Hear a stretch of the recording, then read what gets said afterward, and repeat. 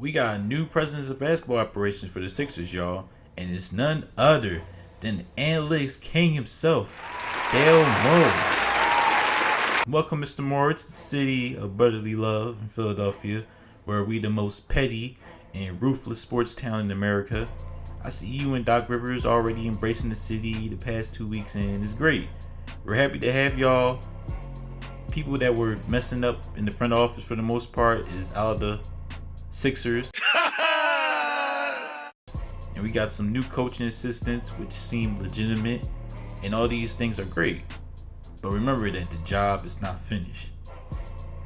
But getting back to Daryl Morey, if y'all don't know who he is, Morey was the GM for the Houston Rockets and was the reason the Rockets have James Harden and turned him into an MVP in the NBA.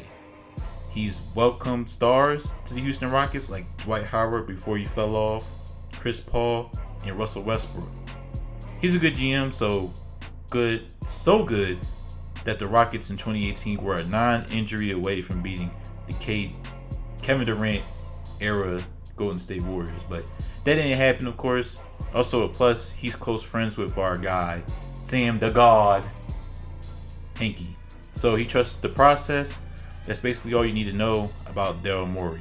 Now, before Morey did his press conference for the Sixers, people assumed that he was going to trade Ben or Joel because of the way his teams was run with the Rockets, with D'Antoni. They say Morey doesn't like big guys and wants every player to shoot threes. Of course, Morey had to shut those myths down because he built around Yao Ming before. He was about winning. So please, for the love of everything, stop putting trade machines on Ben and Joel, please. Anyway, Morey gives great answers in his press conference talking about how he'll run the team, how he'll work with Doc and Elton over these next 2 months on the draft, trades, and free agency. It's a lot, but I think they'll be able to get it done. What I was really happy about in Morey's press conference was how he was excited to work with Joel Embiid and says he's the face of the franchise. I was like, finally they picked the leader of the team. For years, people argue if Ben or Joel was the face of the team, and it needed to be answered. And we got one. Well, kind of. Not saying Ben's not important, because he really is important. Especially from this past playoffs. Think of Shaq and Kobe. Kobe had superstar potential with the Lakers, but the obvious star of that team was Shaq. Same thing here. Ben had superstar potential, but the face of the team has to be Embiid. There are still a lot of work to be done with this team. As I said before, free agency and the draft is coming really soon. It's really important to get another playmaker for this team. And I'll say it again, Chris Paul. Chris Paul is headed to the Phoenix Suns. Jrue Holiday. First round picks. Or any solid player that can play make next to Ben or Joel.